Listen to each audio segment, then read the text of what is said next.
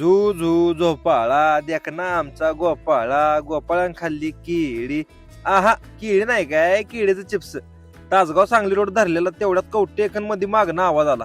अय जाऊ तिथं खावा थांब. हे आवाज आलता श्रीजी गुळाचा एक नाही देत हे मामानं आवाज दिलता. काय लोक बांबलीच्या चहा प्यायला येत नाही आता. अहो मामा आज आलोय की म्हणलं चहा पिऊनच जातो. मग गेल्या गेल्या पहिल्या इथं चहा पिलो. चहा इथला भारीच असतोय. तेवढ्यात काय आलं की ते केळी चिप्स पण तयार करते. जरा बघूया म्हणलं कसं कसं तयार करते. इथलं मालक आहे ती श्रीकांत गायकवाड. त्याने आपल्याला इथली माहिती सगळी द्यायला चालू केली. कशी यंत्रणा लागते ती बघायला पण पाठीमागे गेलो तर असं पाठीमाग केळाचा मोठा ढीग लावलेला. केळी असं घेते पहिल्यांदा सोलून मोठी भट्टी लावली होती. त्याच्यावर ठेवली अशी मोठी मोठी कढई. खास खास खास खास त्याच्यावर केळी घेतात किसून. मग किसून घेतलेली केळी परत तळतेच आणि तळलेली परत केळी अशी पिवळी दिसते बघा. त्याच्यावर असं मसाला मीठ टाकतात नंतर आणि त्याचा करतात गोळणा. जागेवर असं सगळं चिप्स तयार होते. ती पण एकदम फ्रेश मध्ये.